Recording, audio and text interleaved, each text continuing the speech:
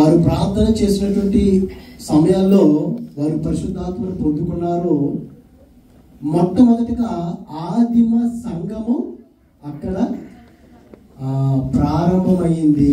Pentecost దినాన ఆదిమ సంఘం అక్కడ ప్రారంభమైంది. అయితే దేవుని యొక్క వాక్యం సెలవుస్తుంది. అపోస్తులైనటువంటి పౌలు గారు పేతురు గారితో, తిమోతి గారితో అంటున్నాడు, తిమోతి, జీవము కలిగినటువంటి దేవుని యొక్క సంఘములో జనులు ఏ విధంగా ప్రవర్తించాలో అది మొట్టమొదట నీవు తెలుసుకోవాలి. దైవజనుడు బోధించేటువంటి సేవకుడు లేకపోతే బోధకుడు బోధించేటమే కాదు, చెప్పేసి ఓర్పటమే కాదు, ముందు నాకు తెలియాలి, నేను ప్రవర్తించి నడుచుకోవాలి. అప్పుడు దేవుని యొక్క నామానికి మహిమకరంగా ఉంటుంది. అయితే దేవత దేవుడు అంటున్నాడు, ప్రభు అయినటువంటి యేసుక్రీస్తు వారు సంఘానికి ఆయన ఏమై ఉన్నాడు అంటే సంఘము ఎవరిది? ప్రభు అయినటువంటి యేసుక్రీస్తుది.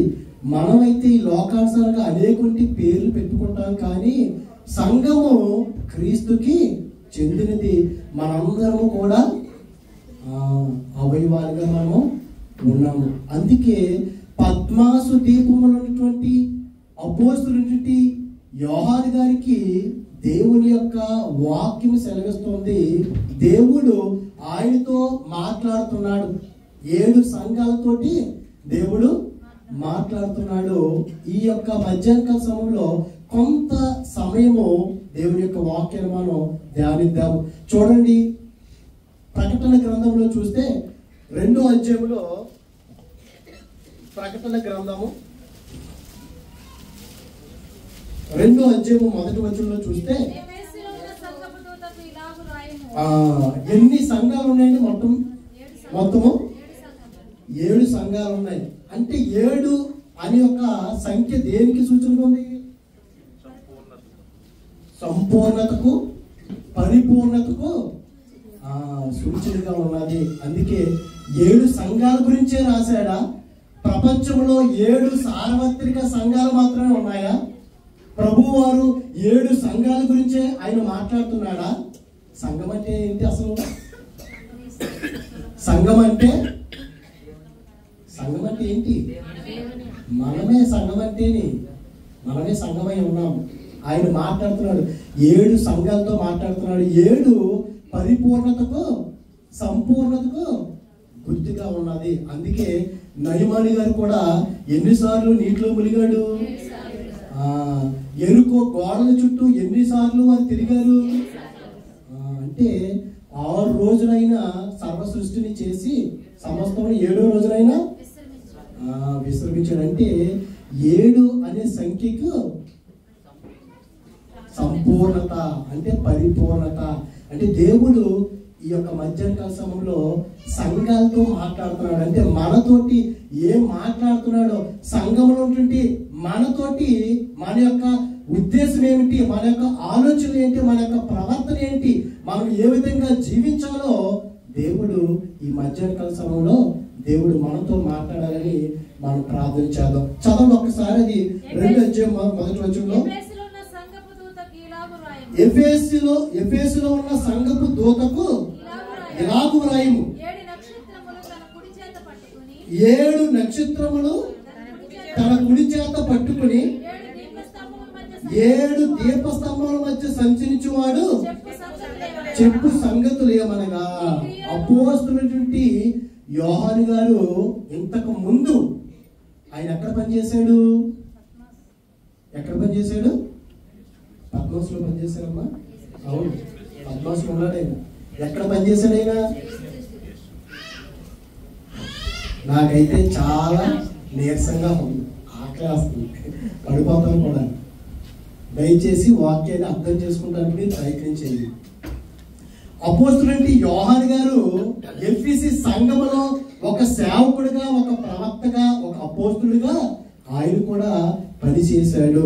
అయితే ఎఫెసీ సంఘం యొక్క ప్రాముఖ్యత ఏమిటి? ఎఫెసీ సంఘం గురించి మనం ఎందుకు తెలుసుకోవాలి? సంఘం యొక్క బాధ్యత ఏమిటి? ఆ సంఘం నుండి మనం నేర్చుకోవాల్సినది ఏంటి? ఆ సంఘానికి ఉన్నటువంటి లక్షణాలు ఏంటి? ఆ సంఘానికి ఉన్నటువంటి క్రియలు ఏమిటో మనం తెలుసుకున్నట్లయితే, ఒకవేళ ఆ సంఘంలాగే మనం ప్రవర్తించి మనం అలా ఉండిపోయినట్లయితే, ఆయన అంటున్నాడు, ఏమని అంటున్నాడు అమ్మాయినా? నీ క్రియలను, నీ కష్టమును, నీ సహనమును నేను ఎరుగుదును. నీవు దుష్టులను సహింపవలననియు, నీవు దుష్టులను సహింపలేవనియు, అపోస్తులు కాకయే తాము అపోస్తులమని చెప్పుకుని వారిని పరీక్షించి వారు అబద్ధికులని నీవు కనుగొట్టువనియు, నీవు సహనము కలిగి నా నామము నిమిత్తము భారము భరించి అలయలేదనియు నేను ఎరుగుదును. అయినను మొదట నీకుండిన ప్రేమను నీవు వదులుతువని నేను నీ మీద తప్పు ఒకటి మోపవలసి ఉన్నది. నీవు ఏ స్థితిలో నుండి పడితివో అది జ్ఞాపకం చేసుకొని మారు మనసు పొంది ఆ మొదటి క్రియలను చేయుము. అట్లు చేసి నీవు మారు మనసు పొందితేనే సరి, లేని ఎడల నేను నీ యొద్దకు వచ్చి నీ దీపస్తంభమును దాని చోట నుండి తీసివేతును. అయితే ఈ ఒకటి నీలో ఉన్నది, నికోలైతుల క్రియలు నీవు ద్వేషించుచున్నావు, నేను కూడా వీటిని ద్వేషించుచున్నాను. చెవి గలవాడు ఆత్మ సంగములతో చెప్పుచున్న మాట వినుగాక. జయించు వారికి దేవుని పరదేశంలో ఉన్న జీవ వృక్ష ఫలములు. ఈ మధ్యాహ్నకాల సమయంలో మనము కూడా కనుక సాతాన్ని కనుక జయించినట్లయితే, సాతాను యొక్క శక్తుల నుండి కనుక మనం బయటపడినట్లయితే కనుక ప్రభువారు అంటున్నాడు, పరదేశంలో ఉన్న జీవ వృక్ష ఫలములను మనంట భుజింపనిస్తాడంట. చిన్న ప్రార్థన చేసుకుందాం. పరిశుద్ధుడా, ప్రేమగల తండ్రి, మహిమగల దేవానికి స్తోత్రాలు ప్రభువా. దేవా, నేను పాపిని, అయోగ్యుడును, అల్పుడును ప్రభువా. ఎన్నిక లేనటువంటి, ఎందుకు పనికిరానిటువంటి, పెంట మీద చెత్త కంటే నేను ఏనటువంటి ప్రభువా. ఇదిగో దేవా, నిలబడలేనటువంటి స్థితిలో ఉన్నాను ప్రభువా. నీ శక్తి చేత ప్రభువా, నీ ఆత్మ చేత నన్ను నడిపించి, ఇదిగో దేవా, నా నోటిని ప్రభువా నీ బోరగా మీరు వాడుకొని ప్రభువా, నన్నైతే ప్రభువా మనుషులు తృణీకరిస్తారు ప్రభువా. ఇదిగో దేవా, నీ మాటను తృణీకరించే వారిగా కాకుండా ప్రభా, నీ యొక్క జీవమైనటువంటి వాక్యాన్ని ప్రభా వారు గ్రహించడానికి, ఆ వాక్యాన్ని ప్రభా మా హృదయాల్లోని ప్రభా, మా అందరి హృదయాలను ప్రభా భద్రపరచుకోవడానికి మీరు సహాయం దయచేసి, ఇదిగో దేవా, సాతాను యొక్క శక్తులు మీరు బంధించి, దేవా ఏ విధంగా ప్రభా నేను మాట్లాడాలో ప్రభా నీ ఆలోచనను నాకు దయచేసి నీ శక్తితో నింపమని క్రీస్తు నామములో అడుగుచున్నాను పరమ తండ్రి, ఆమేన్. దేవునికి స్తోత్రం. దేవతి దేవుడు 7 నక్షత్రములు తన కుడి చేత పట్టుకుని 7 దీపస్తంభముల మధ్య సంచరించేవాడు చెప్పు సంగతులు ఏమనగా, దేవతి దేవుడు ఎఫెసీ సంఘానికి ఎన్ని వచనాలు కేటాయించాడు? ఇక్కడ 7 వచనాలు కేటాయించాడు. 7 మాటల గురించి అయినా ఈ సంఘాన్ని అభినందిస్తున్నాడు. మనం కూడా దేవుని యొక్క సన్నిధిలో ఉన్నప్పుడు, దేవుని యొక్క పరిచయం చేస్తున్నప్పుడు సేవకుడు మనల్ని అభినందించవచ్చు. అయినా సరే ప్రభువా, నాలో ఏదో లోపం ఉందేమో, నాలో ఏదో కొదువు ఉందేమో ప్రభువా, ఒక్కసారి నన్ను మీరు జ్ఞాపకం చేసుకోండి ప్రభువా అని మనం అడిగినప్పుడు దేవుడు మనతోటి మాట్లాడతాడు. ఆయన అంటున్నాడు, ఎఫెసీకి సంఘానికి మొట్టమొదటి ఉన్నటువంటి ఆ క్వాలిటీ ఏంటండి? ఆ క్యారెక్టర్ ఏంటి? ఆ సంఘానికి ఉన్నటువంటిది నీ క్రియలను నేను, మనం చేసేటువంటి క్రియలు సరైనటువంటిగా ఉండాలి. మనకి విశ్వాసం ఉన్నది, దేవుని యందు భయభక్తులు కలిగి మనం జీవిస్తున్నాము. కానీ క్రియలు లేనటువంటి విశ్వాసము ఎటువంటిది అంటే మనం చనిపోతే మన శరీరము ఏమైనా ఉపయోగపడుతుందా? అంటే క్రియలు లేనటువంటి విశ్వాసము మృతము. అందుకే దేవుడు పరిశుద్ధాత్మను రాయిపించాడు, నీ క్రియలు నేను ఎరిగి ఉన్నాను, నేను నువ్వు చేసేటువంటి ప్రతి ఒక్క పని కూడా చాలా చక్కగా ఉంది. ఏ సంఘంలోనూ? ఎఫెసీ సంఘం యొక్క క్రియలు చాలా చక్కగా ఉన్నాయంట. కానీ ఈ మధ్యాహ్నకాల సమయంలో మనం నిజంగా క్రియలు కలిగి మనం జీవిస్తున్నామా? విశ్వాసం ఉంచుతున్నాము దేవుని యందు, కానీ క్రియలు కనుక సరిగ్గా లేకపోతే, క్రియలు లేనటువంటి విశ్వాసం కలిగి నువ్వు జీవించినట్లయితే, దొంగతనం చేయొద్దు, వ్యభిచారం చేయొద్దు, అబద్ధం ఆడొద్దు అని చెప్తున్నాము, మాటలు చెప్తున్నాము, కానీ క్రియలు లేకపోతే అది అటువంటి విశ్వాసము మృతం అంటున్నాడు. అందుకే యాకోబు గారు ఒక ఉదాహరణ ఇచ్చాడు చూడండి. యాకోబు పత్రికలో చూస్తే, యాకోబు పత్రికలో చూడండి, అక్కడే యాకోబు పత్రిక 2:14 చూడండి. నా సహోదరులారా, క్రియలు లేనప్పుడు ఎవడైనను తనకు విశ్వాసము కలదని. క్రియలు లేనప్పుడు నాకు విశ్వాసం ఉంది, నేను పెద్ద భక్తురాలను, భక్తుడిని అని మనం ఎంత చెప్పుకున్నా ఆయన ఏమంటున్నాడు? ఏమి ప్రయోజనము అట్టి విశ్వాసం అతని. క్రియలు లేనప్పుడు మనం ఎంత విశ్వాసం ఉంచితే అటువంటి భక్తి మనల్ని రక్షిస్తాదా? రక్షింపదంట. అక్కడ రాశాడు, ఎవరైనా సరే ఆకలిగా ఉన్నారంట, ఎవరైనా సరే ఆపదలో ఉన్నారు, ఎవరైనా సరే ఇరుకుల్లో ఉన్నారు, ఇబ్బందుల్లో ఉన్నారు. మనం ఫోన్ చేసినప్పుడు మనం ఏం చేయాలి? నిజంగా పరిస్థితి కనుక సరిగ్గా లేకపోతే మనం ఏం చేయాలి? ఆదరించాలి. ఏదో నోటి మాటలతోటి మనం ఆదరించేసి మనము విడిచిపెట్టకూడదు. కింద చదవడమ్మా. సహోదరుడైనను సహోదరి అయినను దిగంబరులై ఆనాటికి భోజనము లేక ఉన్నప్పుడు మీలో ఎవడైనను శరీరముకు కావలసిన వాటిని ఇయ్యక సమాధానముగా వెల్లుడి, చలి కాచుకుని తృప్తి పొందినని చెప్పిన ఏమి ప్రయోజనమో? మీలో ఎవడైనా సరే శరీరానికి కావలసినటువంటిది చలిగా ఉన్నది, మనం ఏం చేయాలంట? వారికి ఇవ్వాలి. చలిగా ఉన్నప్పుడు మనం కప్పాలి. ఆకలిగా ఉన్నారు, ఆహారము పెట్టాలి. అదే అంటున్నాడు. క్రియలు లేనటువంటి విశ్వాసము మృతము. కేవలం బోధ చేసేసి ఆదరించాలి అని అనేసి అనుకోండి, దానివల్ల నా విశ్వాసము మృతము, సున్నా అని అంటున్నాడు. ఇంకా కింద ఏమంటున్నాడమ్మా? అలాగే విశ్వాసము క్రియలు లేనిదైతే అది ఒంటిగా ఉండి మృతమైన దగును. 21 వచ్చింది. మన పితరుడైన అబ్రహాము తన కుమారుడైన ఇస్సాకును బలిపీఠం మీద అర్పించినప్పుడు అతడు క్రియల వలన నీతిమంతుడని తీర్పు పొందలేదా? విశ్వాసము అతని క్రియలతో కూడా కార్యసిద్ధి కలుగు చేసిననియు, క్రియల మూలముగా అతని విశ్వాసము పరిపూర్ణమైనదని. దేవుడంటే నాకు ఇష్టము, నేను దేవుని యందు భయభక్తులు కలిగి నేను జీవిస్తున్నాను అని అబ్రహాము గారు చెప్పటమే కాదు, క్రియల రూపంలో ఆయన చూపించాడు. తాను ప్రేమించినటువంటి ఏకైక కుమారుని దేవాతి దేవుడు అడిగినప్పుడు ఏం చేశాడు? క్రియల రూపంలో ఆయన తన యొక్క బిడ్డని అర్పించేశాడు. విశ్వాసం అంటే ఏ విధంగా? అతని విశ్వాసము పరిపూర్ణమైనదని. మన విశ్వాసం నిజంగా పరిపూర్ణంగా ఉన్నదా? క్రియలు కలిగినటువంటి విశ్వాసం కలిగి మనం ఉన్నదా? క్రియలు లేనటువంటి విశ్వాసం కలిగి మనం జీవిస్తున్నామా? దేవాతి దేవుడు పద్మాసు దీపం అనేటువంటి యోహాను గారితోటి ప్రభు వారు మాట్లాడుతున్నారు. ఇదిగో ఎఫెసీ సంఘానికంట ఏమున్నాయంట?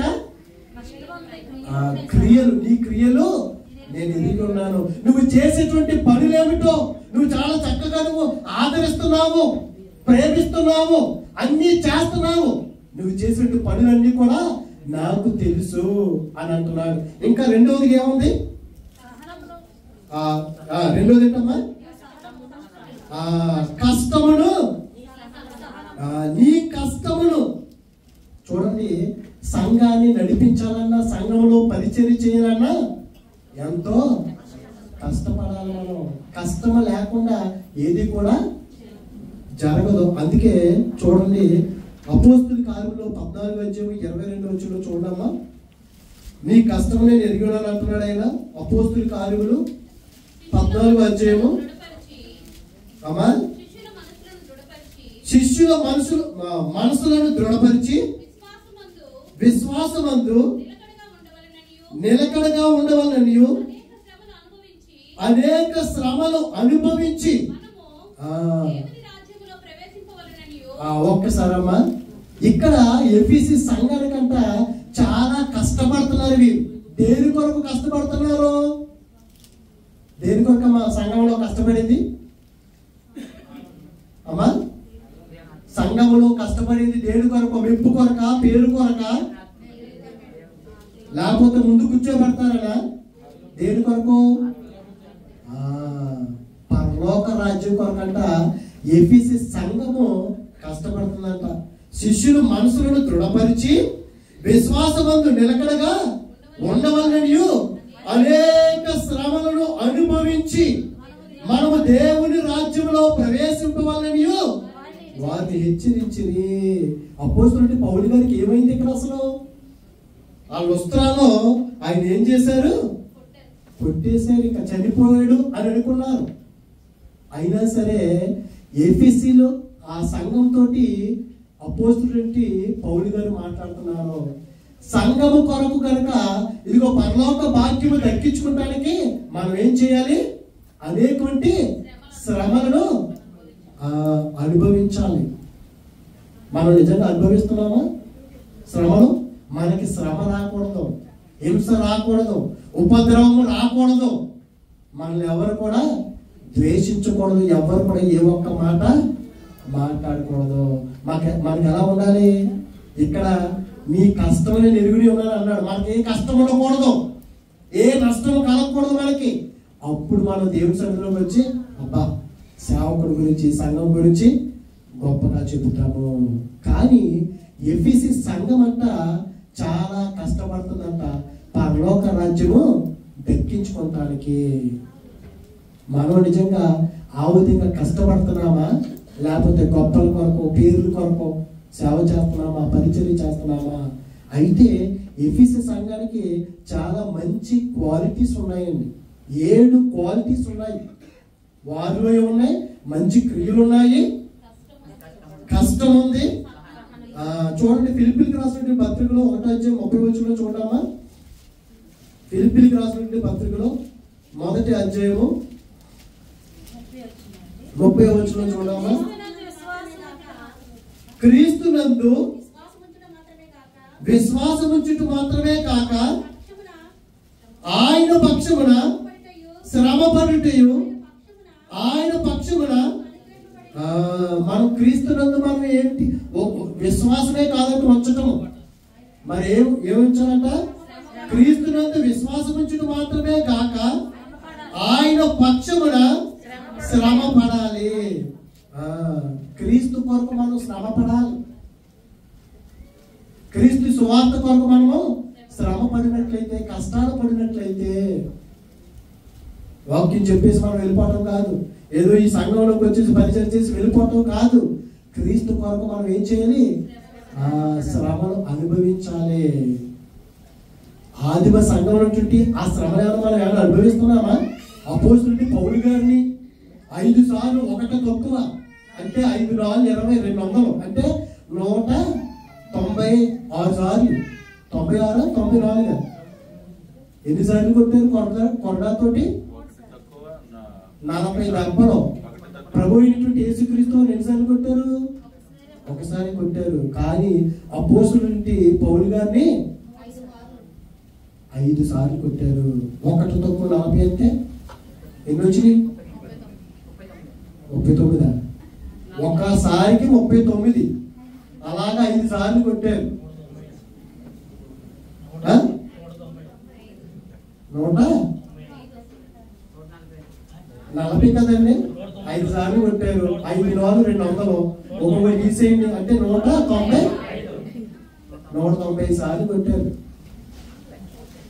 అందుకే అపోస్తలుడైన పౌలు గారు ఏమన్నారు? నేను క్రీస్తుని పోలి నడుచుకున్న ప్రకారము మీరు నన్ను పోలి నడుచుకోండి. ముమ్మార్లు బెత్తంతో కొట్టారు. ఆయన దొంగల పాలైపోయాడు. సొంత వారే మోసగించారు. ఎన్ని నిందలు వేసినా సరే ఈ లుస్త్రాలు అయితే ఆయన ఇంకా అంతలాగా కొన ఊపిరితో ఉన్నాడు. ఆయన ఇంకా రాళ్ళతో కొట్టేశారు. అంటే ప్రభు కొరకు మీరేం చేశారు? శ్రమ పడ్డారు, సహించారు, కష్టాలు పడ్డారు. ఇంకేముందమ్మా ఒకసారి చూడండి. ఏముంది అక్కడ? సహనం. అంటే ఎఫెసీ సంఘస్థులు విశ్వాసాన్ని కలిగి ఉన్నారు. ఎటువంటి శ్రమలు వచ్చినా సరే ఆ విశ్వాసం నుండి తొలగిపోకుండా వారు ఉన్నారు. వారి క్రియలు సరైనవిగానే ఉన్నాయి. కానీ దేవునికి నచ్చనిది ఏమిటి? ఎఫెసీ సంఘము మొదటి ప్రేమను ఏమైపోయింది? కోల్పోయింది. మొదటి ప్రేమను కోల్పోయిందంట. 7 మంచి క్వాలిటీస్ ఉన్నాయి సంఘంలో. మంచి క్రియలు ఉన్నాయి, కష్టం ఉంది. 3వదిగా చూస్తే సహనం ఉంది. చదవండి అమ్మది. నీవు దుష్టులను సహింపలేవని అపోస్తులు కాకే తాము అపోస్తులమని చెప్పుకుని వారిని పరీక్షించి వారు అబద్ధికులని నీవు కనుగొట్టువని నీవు దుష్టులను సహింపలేవని. దుష్టుల్ని సహింపలేక వీరు ఉంటున్నారు. ఏది? మనమైతే ఏం చేస్తాం? ఒక దుష్టుడు, ఒక దుర్మార్గుడు లేకపోతే పాపం చేస్తున్నట్టుంటే మనం ఏం చేస్తాం? విడిచిపెట్టేస్తామా? లేదండి. వారికి బుద్ధి చెప్పాలి. మనం పిలిచి అపోస్తలుడైన పౌలు గారు అన్నారు, తిమోతి సంఘములో కనుక ఎవరైనా సరే తప్పు చేస్తే, పొరపాటు చేస్తే నువ్వు ఇంటికి వెళ్ళి చెప్పుమన్నాడు. ముందు చెప్పు, తర్వాత 1 సార్లు 2 సార్లు 3 సార్లు సంఘంలో కూడా నీవు హెచ్చరించు. అప్పుడు సంఘం నుండి ఏం చేయాలి? బహిష్కరించాలి. అంటే ఈ ఎఫెసీ సంఘానికి సహనం ఉంది. చూడండి మార్కు సువార్తలో 13వ అధ్యాయము 13వ వచనంలో చూడండి.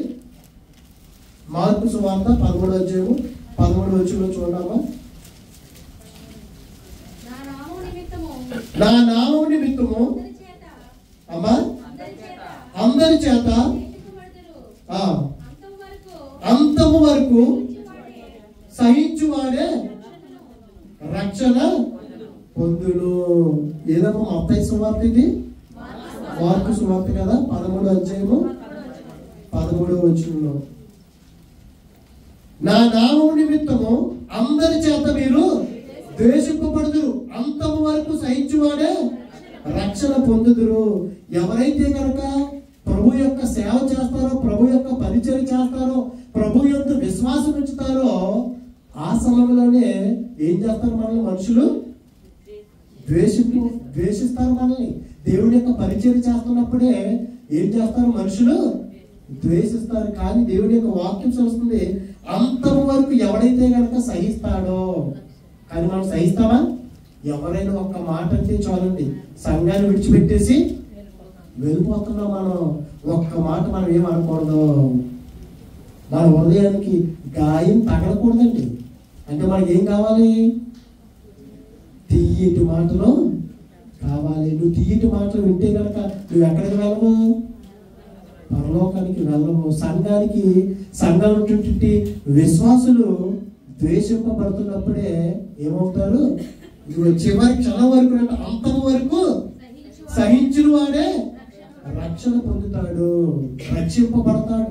అంతం వరకు సహించాలి. కానీ మనము మొట్టమొదటి ఏ విధంగా అయితే మనం ప్రభువులో రక్షణ పొందామో, రక్షించబడ్డామో ఆ సహనము నిజంగా మనలో ఉందా? ఆ ఓపిక మనలో ఉందా?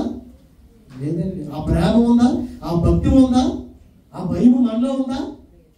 రక్షణ పొందినటువంటి సమయంలో ఎంతో భయభక్తులు కలిగి అందరికంటే ముందు వచ్చేస్తాము, దేవుని యొక్క ప్రేమను కనబరుస్తాం మనం. కానీ రాను రాను మన భక్తి, మన సహనం, మన ఓపిక, మన ఓర్పు ఏమైపోతుంది? సన్నగిల్లిపోతుంది. కానీ ఎఫెసీ సంఘానికంట ఏమున్నది? సహనం ఉన్నదంట. అలాగే 2 తిమోతి 2 అధ్యాయం 12 వచనంలో చూడండి. 2 తిమోతి 2 అధ్యాయం 12 వచనంలో, 2 తిమోతి 2 అధ్యాయం 12 వచనం. అమ్మా, సహించిన వారమైతే ఆయనతో కూడా ఏలుదుము, ఆయనను ఎరుగమంటే మనలను ఆయన ఎరిగినను. ఎవరైతే కనుక ద్వేషింపబడినటువంటి సమయంలో సహించుకుంటారో, ఓర్పు కలిగి ఉంటారో, అప్పుడంతా మనము కూడా ఆయనతో పాటు ఏలుతాము. లేకపోతే కనుక మనలో సహనం ఉండకపోతే, ఓర్పు ఉండకపోతే ఆయన ఏమంటాడు? ఆయనను ఎరుగమంటే మనల్ని కూడా ఆయన ఎరగనంటాడు. అందుకే దేవుని యొక్క వాక్యం వస్తుంది, మనము ఆయన వైపు తిరిగితేనంట మన వైపు ఆయన తిరుగుతాడు. ఎఫెసీ సంఘంలో అన్ని కూడా మంచి ప్రవర్తనలు ఉన్నాయండి. సహనం, మంచి క్రియలు ఉన్నాయి, కష్టపడుతున్నారు, ఇంకా సహనం ఉంది, ఇంకేమున్నాయి? దుష్టులను సహింపలేనటువంటి ఆ మనసు వారికి ఉన్నది. చూడండి, ఆ మాట చూడండి. దుష్టులను సహింపలేవని అపోస్తులు కాకయే తాము అపోస్తులు అని. వీరికి ఇంకా ఏముందంటే దుష్టులను సహింపలేనటువంటి. అందుకే సామెతల గ్రంథంలో చూడండి 28వ అధ్యాయం 4వ వచనంలో, సామెతల గ్రంథము 28వ అధ్యాయము 4వ వచనంలో, ధర్మశాస్త్రమును త్రోసివేయవాడు. ఎవరైతే కనుక దేవుని యొక్క వాక్యాన్ని త్రోసివేస్తారో, ధర్మశాస్త్రాన్ని త్రోసివేస్తారో, అటువంటి వారంటే దుష్టులు అంటే ఏం చేస్తారో? బాగా నడిపిస్తున్నాడు కదండి, బాగా వాక్యం చెప్తున్నాడు కదా, బాగా పాటలు పాడుతున్నాడు కదా అని ఏం చేస్తారంట? దుష్టులని పొగుడుతారంటండి. కానీ ఎవరైతే కనుక కిందే ఉంది అక్కడ, ఎవరైతే కనుక దేవుని యొక్క వాక్యాన్ని అనుసరించి, ఎవరైతే దేవుని యొక్క వాక్యాన్ని, ధర్మశాస్త్రాన్ని, దేవుని యొక్క ఆజ్ఞల్ని పాటించి నడుచుకుంటారో, దుష్టులతో కంట వారు ఏం చేస్తారో? పోరాడతారంటే. అందుకే కీర్తన గ్రంథం 5వ అధ్యాయంలో చూడండి 4వ వచనంలో, కీర్తన గ్రంథము 5వ అధ్యాయము 14వ వచనంలో చూడండి. కీర్తన గ్రంథము 5వ అధ్యాయము 14వ వచనంలో, 4వ వచనం, నీవు దుష్టత్వమును చూచి ఆనందించు దేవుడవు కావు, చెడుతనములకు నీ యొద్ద. దేవుడు దుష్టత్వాన్ని చూసి ఆనందించేటువంటి దేవుడు అండి. చెడుతనం కంటే ఆయన యొద్ద ఏం లేదు. దేవుడి దగ్గర చెడుతనానికి చోటు లేదంటుంది. కానీ మన దగ్గర ఏముంటుంది? చెడుతనానికే మనకు అదే ఉంటుంది, మంచికి చోటు లేదు. కానీ అంతా రివర్స్ లో చేస్తాం మనం. దేవుడికి ఏది విరోధమో అదే మనం చేస్తాము. నిజం చెప్పాలంటే ఎహెజ్కేలు గ్రంథం గురించి వివరిద్దాం అనుకున్నాను. అసలు మీకు నేను ఎహెజ్కేలు గ్రంథం గురించి, ఎహెజ్కేలు సూచన ప్రవక్తగా ఏ విధంగా దేవుడు వాడుకున్నాడో ఆ గ్రంథం గురించి చెప్దాం అనుకున్నాను. కానీ ఆ లోతుల్లోకి వెళ్ళి ఆ సమయం మనకి ఉండలేదు అని చెప్పేసి నేను ఈ వాక్యం నేను ఎంచుకున్నాను. నేను అంటే దేవుడి దగ్గర ఏదైతే ఉండదో మన దగ్గర ఏముంటుంది? అదే ఉంటుంది. దేవుడికంట చెడుతనానికి చోటు లేదంటండి, కానీ మన దగ్గరే చోటు ఉన్నది. ఎఫెసీ సంఘానికి కూడా చెడుతనానికి ఏమి లేదంట, చోటు లేదంటండి. అంటే మంచి సంఘముగానే ఎంచబడింది ఎఫెసు సంఘం. అయినప్పటికీ కూడా నీలో ఏదో లోపం ఉంది. విశ్వాసం ఉన్నది కానీ క్రియలు లేనటువంటి విశ్వాసం కలిగి మనము జీవిస్తున్నామని దేవుని యొక్క వాక్యం సెలవుస్తుంది.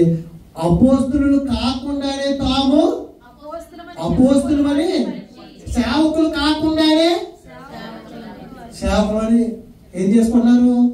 మెల్లో వేసేసుకున్నారు ప్యాక్. మేము సేవకులు, మేము బోధకులు. ఎవరు ఇచ్చుకోవాలి? ఎవరు సెలెక్ట్ చేసుకోవాలి? ఎవరు పిలుచుకోవాలి? దేవుడు పిలుచుకోవాలి. దేవుడు ప్రత్యేకపరుచుకోవాలి. దేవుడు మన చేత పని చేయించుకోవాలి. కానీ ఇక్కడ చూస్తే అపోస్తులు కాకుండానే దొంగ అపోస్తులు, దొంగ సేవకులు, దొంగ బోధకులు. మేము బోధకులము, మేము సేవకులము. అందుకే 2021 సంవత్సరం అనుకుంటాను, నేను ఇక్కడ ఒకసారి సాక్ష్యం చెప్పాను. నన్ను ఎవ్వరు కూడా పాస్టర్ అని పిలవకపోయినా పర్వాలేదు అని చెప్పాను. నేను బ్రదర్ అని పిలవను. అప్పటికి ఇంకా నేను అభిషేకం తీసుకోలేదు. 2006 నుండి నేను వాక్యాన్ని ప్రకటిస్తున్నాను. నేను నర్సాపురం చిన్నమైన వారి లంక అని చెప్పేసి ఆ సంఘంలో ప్రారంభించాను నేను పరిచర్య. ఇది నేను ఇంకా కాలేజీలో చదువుతుండగానే మాకు ఆ తర్ఫీదు ఇంకా అది అలా నేర్చుకున్నాను తప్ప నేనైతే పండితుడు కాదు. కానీ దేవుని యొక్క కృప లేకుండా, దేవుని యొక్క పిలుపు లేకుండా పెద్ద పెద్దలు ఉన్నారు నాకు తెలిసినటువంటి వాళ్ళు. అడిగితే వారు ఏం చేస్తారు? అభిషేకం ఇచ్చేస్తారు. నేను ఎప్పుడు కూడా అసలు నా యొక్క ఆలోచనలోనే లేదు. ఏంటి? అభిషేకించబడాలి నేను ఇప్పుడు కూడా అనుకోలేదు. దేవుడు సమయం వచ్చినప్పుడు ఆయన అభిషేకించుకున్నాడు. నేను కూడా ఈ కువైట్ దేశంలో నేను కూడా బోధించేయాలి, ప్రతి సంఘానికి వెళ్ళిపోవాలి అని నేను ఎప్పుడు కూడా అనుకోలేదు. 4 గోడల మధ్యలో 6 నెలలు ప్రార్థన చేసుకునేవాడిని, వాక్యాన్ని చదువుకునేవాడిని. ఏదైనా కొత్త విషయం తెలిస్తే నా సహోదరులతో నేను పంచుకునేటువంటి వాడిని. దేవుడు మన పట్ల ఎటువంటి కార్యం చేస్తాడో మనకి తెలీదు. సహోదరులు జాన్ కెన్నడీ గారు ఎవరో నాకు తెలీదు. మొత్తం హిస్టరీ అంతా లాగేసి ఈ సంఘానికి ఆయన తీసుకొచ్చాడు, పరిచయం చేశాడు. ఎందుకు ఈ మాటలు చెప్తున్నానంటే దేవుని యొక్క వాక్యం సెలవుస్తుంది. మనము క్రియలు లేకుండా విశ్వాసం ఇచ్చినట్లయితే, క్రియలు లేకుండా దేవుని యందు భయభక్తులు కలిగి ఉన్నట్లయితే అదేమంటున్నాడు ఆయన? అది మృతమే. కానీ ఎఫీసీ సంఘానికి మంచి క్రియలు ఉన్నాయి, సహనం ఉంది, కష్టపడుతుంది, శ్రమ పడుతుంది. ఇదిగో అపోస్తులు కాకుండా మేము అపోస్తులు అని చెప్పేస్తుంటే నమ్మేయట్లేదు. ఏ వాక్యం చెప్తుంటే ఆ వాక్యానికి మనకలాగా తల ఊపేయట్లేదు. ఇది నిజముగా పరిశుద్ధాత్ముడు మాట్లాడుతున్నాడా లేకపోతే దుష్టాత్మ మాట్లాడుతుందా అని ప్రతి ఒక్క విశ్వాసి కూడా గ్రహించుకునేటువంటి ఆ విశ్వాసాన్ని కలిగి ఉన్నారంట. ఎక్కడ? ఎఫీసీ సంఘంలో. మనమైతే ఏ సావుకుడు చెప్పినా సరే వినాలి. బెరయ సంఘస్థులు కూడా వాక్యాన్ని విని ఇది సత్యమా అసత్యమా, ఈ బోధకుడు ఈ సావుకుడు చెప్పినటువంటి వాక్యము సత్యం ఉందా లేదని వారు ఇంటికి వెళ్ళిపోయిన తర్వాత పరిశీలన చేసుకునేటువంటి వారంట.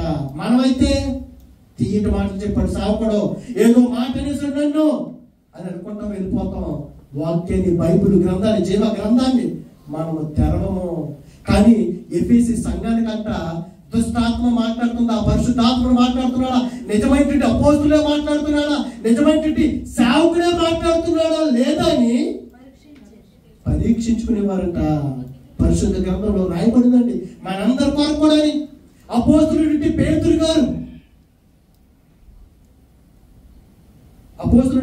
గారు చూడండి, అపోస్తుల కార్యం తీయండి.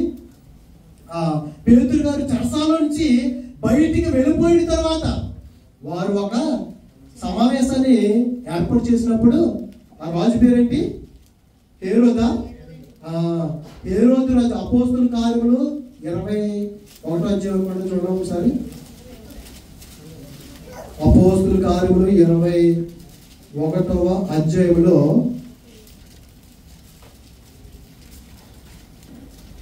పేతురు గారు అంటే 21వ అధ్యాయంలో ఎందుకు ఉంటుంది అక్కడ?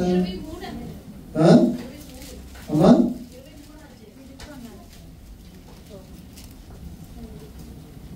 23 అమ్మా ఏముంది చదవండి. అయితే 23 ఏముందో చదవండి. పేతురు గారు చెరసాల నుంచి వెళ్ళిపోతారు కదా ఆయన. 12 దొరికింది నాకు. 12వ అధ్యాయము. పేతురు గారు చెరసాల నుంచి వెళ్ళిపోయినప్పుడు ఏ రోజు రాజా ఆ యొక్క సింహాసనం మీద కూర్చున్నప్పుడు, అంటే ఎవరు నిజంగా మాట్లాడుతున్నారు, ఇది దుష్టాత్మ దురాత్మ. ఆ రాజుగారు కూర్చున్నప్పుడు ఉపన్యాసం చేస్తున్నాడు, వాక్యం చెప్తున్నాడు అనుకోండి సేవకుడు. చూడండి అక్కడ ఏముంది, 20 వచ్చి నుంచి చూడండి. తూరీల మీదను సీదోనుల మీదను అతనికి అత్యాగ్రహం కలిగినందున వారు ఏక మనసుతో రాజు వద్దకు వచ్చి అంతఃపురమునకు పై విచారణకర్తయగు బ్లాస్తును తమ పక్షముగా చేసుకుని సమాధాన పడవలని వేడుకొనిరి. ఎందుకనగా రాజు యొక్క దేశం నుండి వారి దేశములకు గ్రాసము వచ్చిచుండెను.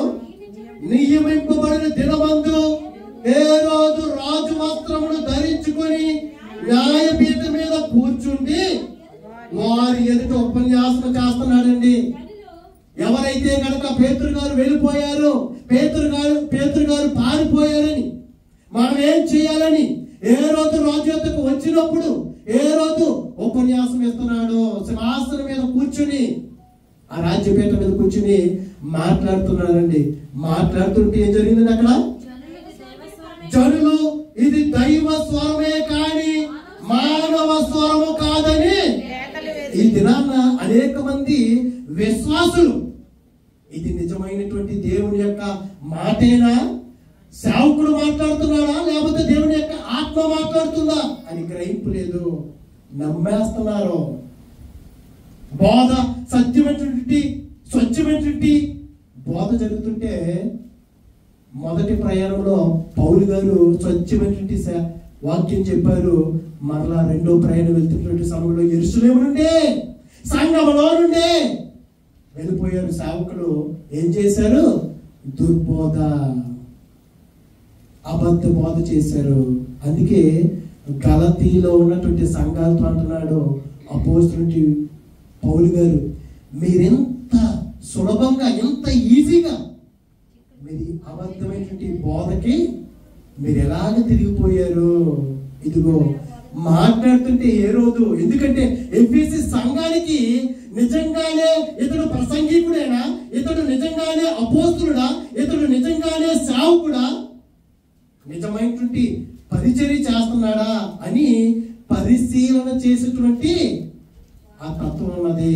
వాక్యాన్ని చూసేటువంటి, వాక్యాన్ని అనుసరించేటువంటి ఆ మనసు కలిగి ఉన్నదంట ఎఫెసీ సంఘానికి, ఆ సంఘస్థులకి.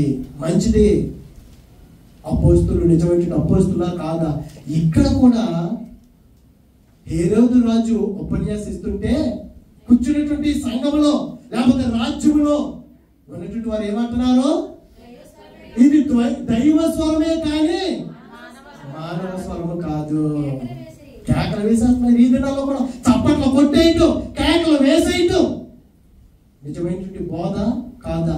దేవుడు నిజంగానే ఇతని ద్వారా ప్రవచిస్తున్నాడా, లేకపోతే అబద్ధ ప్రవచనము ప్రవచిస్తున్నారా? మనం ఏమి కారుకోమండి. ఎందుకంటే మనం అప్పుడు బాధలు, ఇరుకులు, ఇబ్బందులు, శోధనలు ఉంటాయి కదా. అయ్యో ఇది నా కోసమే అనుకుంటాం. కానీ ప్రభువా నువ్వు నిజంగా నేను మాట్లాడుతున్నావా లేదా?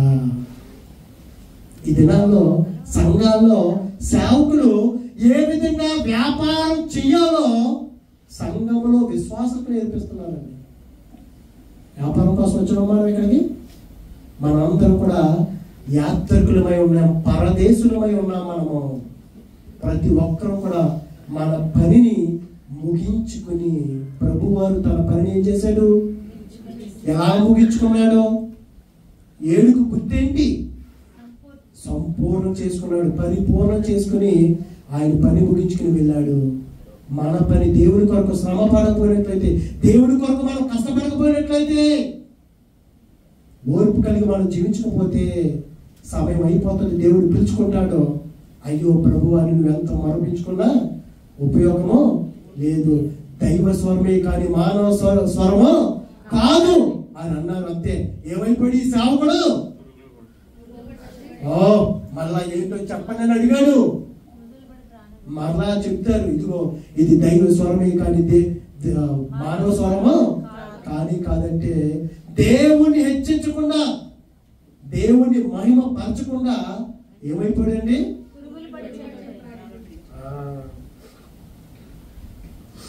పురుగులు పడి ప్రాణం విడిచిపెట్టేశాడు వారి ఎదుటే. అంటే దేవుని మహిమపరచాలి తప్ప మనుషులు కాదు మనం మహిమపరచడం. కానీ మనం ఏం చేస్తాం? దేవుని పక్కన పెట్టేస్తాం, మనుషులు మహిమపరుస్తాము. కానీ దేవుని యొక్క వాక్యం సెలవుస్తుంది, ఎఫెసీ సంఘానికి ఉన్నటువంటి గొప్ప ప్రాముఖ్యత ఏమిటంటే, గొప్ప ఆ లక్షణం ఏంటంటే, ఆ గుర్తింపు ఎందుకు వచ్చిందంటే, ఎవరు నిజమైనటువంటి అపోస్తులలో గ్రహించుకునేటువంటి ఆ మనస్సు ఎవరికి ఉంది? సంఘానికి ఉంది. ఇంకా ఏమున్నదంటే ఎఫెసీ సంఘానికి, నీవు సహనము కలిగి నా నామము నిమిత్తము భారము భరించి అలయలేదనియు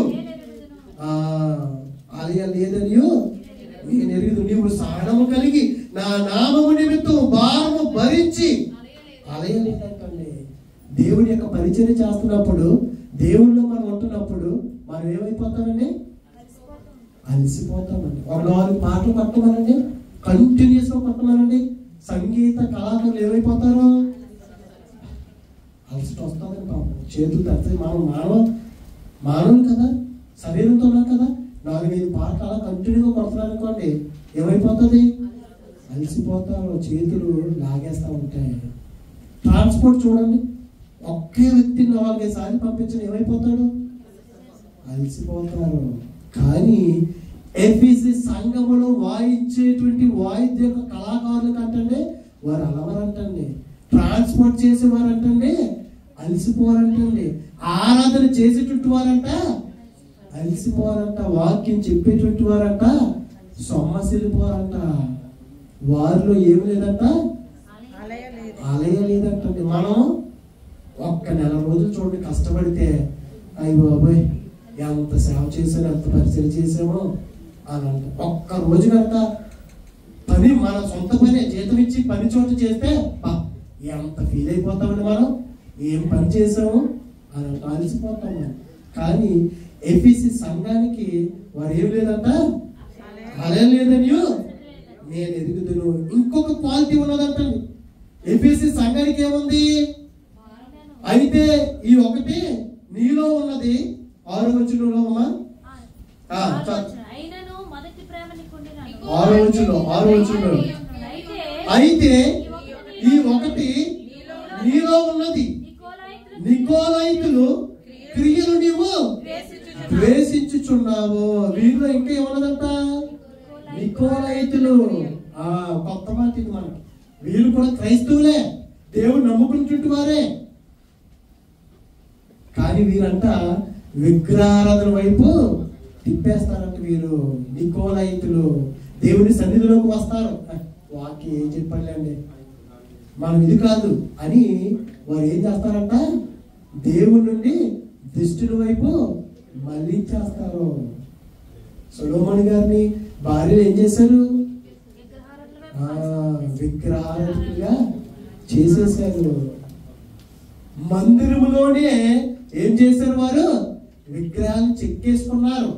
మందిరంలోనే చెక్కేసుకున్నారు. మరలా వారు హృదయంలోనూ కూడా విగ్రహాలని నిలిపేసుకున్నారంటండి. కానీ ఎఫెసీ సంఘంలో అంట నికోలైతులు అంట వీరు ద్వేషించుచున్నావు, నేను కూడా వీటిని ద్వేషించుచున్నాను. చూడండి, మోషే గారు ఇశ్రాయేల్ ప్రజలని నడిపిస్తున్నటువంటి సమయంలో భయంకరటువంటి వ్యభిచారం చేస్తారండి. వీరు వ్యభిచారం చేసినప్పుడు దేవుడు వారిని శిక్షిస్తాడు. ఏం చేస్తాడు? ఉరి శిక్ష.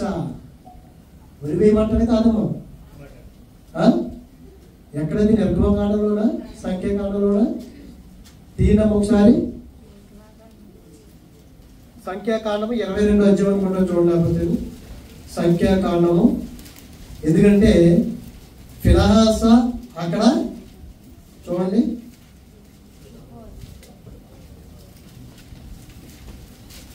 సంఖ్యాకాండం 25వ అధ్యాయంలో ఇశ్రాయేలు సిద్ధిములో దిగి ఉండగా ప్రజలు మోయాబు రాళ్లతో వ్యభిచారం చేయసాగిరి.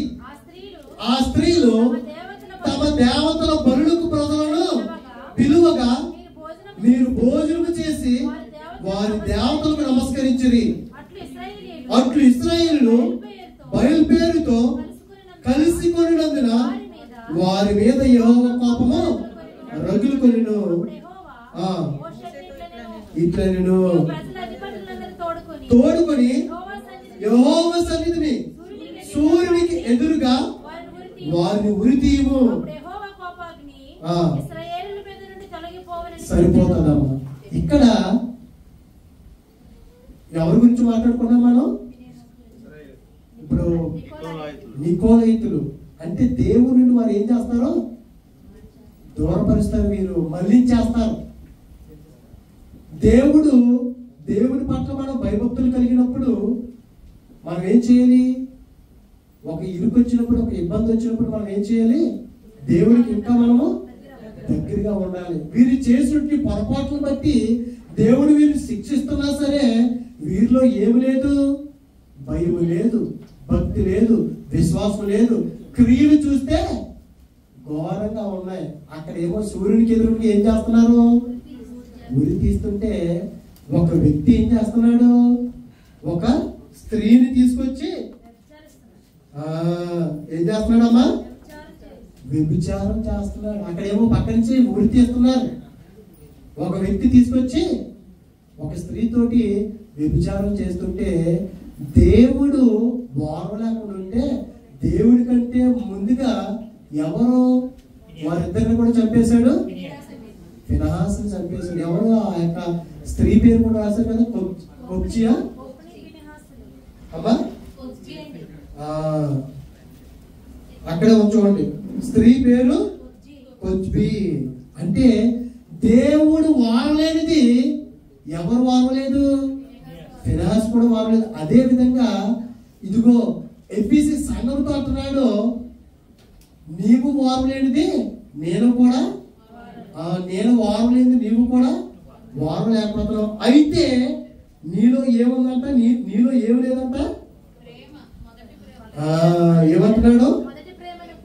అయినను మొదట నీకుండిన ప్రేమను నీవు వదులుతుమని నేను నీ మీద తప్పు ఒకటి మోపవలసి ఉన్నది. మంచి జ్ఞానం ఉన్నది, సిద్ధాంతపరమైనటువంటి జ్ఞానాన్ని కలిగి ఉన్నాము. కానీ సంఘంలోనంట ఏమి లేదంట? ప్రేమ లేదంట. క్రియలు లేనటువంటి విశ్వాసం కలిగి ఉన్నారు కానీ ప్రేమ చూపించట్లేదు. నీ మొదటి ప్రేమ, ఎఫెసీ సంఘం మొదటి ప్రేమను కోల్పోయింది. నిజంగా మనం దేవుడి యొక్క ప్రేమను మనం కనపరచగలుగుతున్నామా? మొదటి ప్రేమను మనం కనపరచగలుగుతున్నామా? ఎఫెసీ సంఘంలో కష్టం ఉన్నది, సహనం ఉన్నది, ఇంకేమున్నాయి? క్రియలు ఉన్నాయి, పరీక్షించే గుణం ఉన్నది. అపోస్తులు నిజమైన అపోస్తులు కాదని పరీక్షించేటువంటి ఆ మనసు ఉన్నది. నికోలైతులు గురించి ద్వేషించేటువంటి ఆ మనసు ఉన్నది. అన్నీ ఉన్నాయి. కానీ వీరు ఈ దేని విడిచిపెట్టేశారంట? మొదటి ప్రేమను విడిచిపెట్టేశారంట. మొదటి ప్రేమ. మనం కూడా ప్రభు సన్నిధిలో రక్షింపబడినటువంటి సమయంలో ఎటువంటి భయాన్ని కలిగి ఉన్నామో, ఎటువంటి భక్తిని కలిగి ఉన్నామో, ఎటువంటి ప్రేమను కలిగి ఉన్నామో అటువంటి ప్రేమను మనం కూడా కలిగి ఉన్నామా? ఈ యొక్క మధ్యాహ్న కాల సమయంలో మనం పరీక్షించుకున్నట్లయితే దేవుని యొక్క వాక్యం సెలవుస్తుంది. చూడండి, సామెతల గ్రంథంలోనే మనకు కనబడుతుంది. క్రోధం కలిగినటువంటి వారి ఇంటి యొద్దంట, క్రోధము కలిగినటువంటి వారి ఇంటి యొద్ద ఆ వాక్యం ఉంటుంది. క్రోధము కలిగినటువంటి వారి ఇంటి యొద్ద ఎద్దు మాంసం తినటి కంటే ప్రేమ కలిగినటువంటి వారి యొద్ద, క్రోధము కలిగినటువంటి వాడి దగ్గరికి వెళ్ళి, ద్వేషం కలిగినటువంటి వాడి దగ్గరికి వెళ్ళి మాంసం తినేటి కంటే ప్రేమ కలిగినటువంటి వాడి దగ్గరికి వెళ్ళి ఏం తింటే బెటర్ అంట?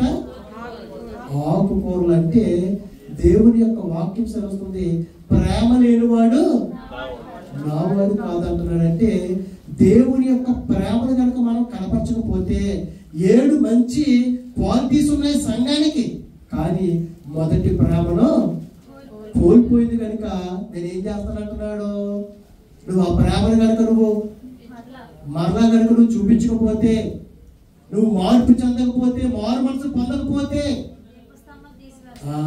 సంఘం నుండి ఆ సభ్యత్వాన్ని తీసేస్తాను, సంఘాన్ని నేను తీసేసుకుంటాను, సంఘం నుండి నేను నిన్ను బయటికి పంపించేస్తాను అని అంటున్నాడు. ఆ 7 దీపస్తంభాల మధ్య ప్రభు చుట్టూ యేసుక్రీస్తు వారు ఏం చేస్తున్నారు, సంచరిస్తున్నారు సంఘములో. అయ్యో ప్రభువా, నేను మొదటి ప్రేమను కలిగి ఉన్నానా లేదా, నేను ప్రేమించే వారిని నేను ప్రేమిస్తున్నానేమో, నాకు పెట్టే వారికి నేను పెడుతున్నానేమో. దేవుని యొక్క వాక్యం సెలవుస్తుంది, నీ పొరుగు వారిని ప్రేమించు, నీ శత్రువుని ప్రేమించమంటున్నాడు. మనం ప్రేమించేటువంటి ఆ మనసు కలిగి మనం ఉంటున్నామా? కానీ ఎఫెసీ సంఘానికి 7 మంచి క్వాలిటీస్ ఉన్నాయి, కానీ ఏం కోల్పోయారంట వారు, మొదటి ప్రేమను కోల్పోయారు. అయినప్పటికీ కూడా ఏమంటున్నాడు ఆయన, ఆ ప్రేమను కనుక నువ్వు పొందుకోకపోతే నేను నిన్ను దీపస్తంభాన్ని తీసేస్తానంటే సభ్యత్వాన్ని నేను తీసేస్తాను. నిజంగా మనల్ని మనం ఈ మధ్యాహ్న సమయంలో పరీక్షించుకోవాలి. ప్రభువా, మొదటి ప్రేమ నాలో ఉందా లేదా, లేకపోతే నేను ప్రేమించే వారిని నేను ప్రేమిస్తున్నానా, శత్రువులు ప్రేమించున్నాను కదా ప్రభువా, ఆ ప్రేమ నేను కలిగి ఉన్నాను లేదా, ఇదిగో క్రియలు కలిగినటువంటి ఆ ప్రేమ నేను కనపరుస్తున్నాను లేదా, లేకపోయినట్లయితే నేను ప్రేమిస్తున్నాను, నా కుమార్తెను నేను ప్రేమిస్తున్నాను, నా భార్య నేను ప్రేమిస్తున్నాను అని మనం చెప్పుకున్నట్లయితే, అందుకే చివరగా రోమిలకు రాసినటువంటి పత్రికలో 5వ అధ్యాయము 8వ వచనంలో చూస్తే ప్రభు అయినటువంటి యేసుక్రీస్తు వారు మన ఎదుట ఎటువంటి ప్రేమను కనపరిచున్నారు ఆయన. అయితే దేవుడు మన ఎడల తన ప్రేమను వెల్లడిపరుస్తున్నాడు. ఏ విధంగా వెల్లడిపరుస్తున్నాడంట, ఎట్లనగా మన వెంకను పాపులమై ఉండగానే, మన వెంకను పాపులమై ఉండగానే క్రీస్తు మన కొరకు చనిపోయాడంటే ఆయన ఎటువంటి ప్రేమను కనపరిచున్నాడో మనము కూడా ప్రేమను కనపరిచే విధంగా, ప్రేమను పంచేవారి విధంగా మనం ఉండినట్లయితే, నీకు విశ్వాసం ఉంది కానీ క్రియలు లేవు. ఎఫెసీ సంఘానికి విశ్వాసము, క్రియలు, సహనము, అలసిపోవట్లేదు, అన్నీ ఉన్నాయి, కానీ వారు మొదటి ప్రేమను కోల్పోయి ఉన్నారు. మనము ఒకవేళ ఆ ప్రేమను కోల్పోయామేమో, కోల్పోకుండా దేవుడు ఎటువంటి మనసును కలిగి ఉన్నాడో అటువంటి మనసును కూడా మనం కలిగి ఉందాం. అటువంటి కృప దేవుడు మనందరికి అనుగ్రహించును గాక.